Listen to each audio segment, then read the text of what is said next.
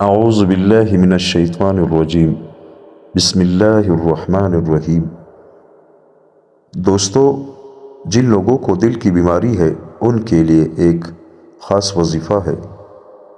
رسول اللہ صلی اللہ علیہ وآلہ وسلم نے فرمایا، بنی آدم کے سارے دل ایک دل کی صورت میں اللہ کی انگلیوں میں ہے، دو انگلیوں کے درمیان میں ہے، وہ جس طرح چاہتا ہے اسے ان سب کو گھماتا ہے۔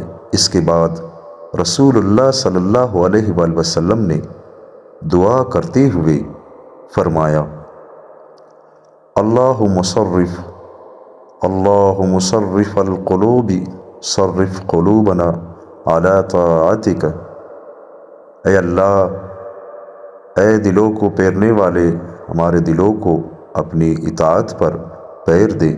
انشاءاللہ اس دعا کا اہتمام کریں۔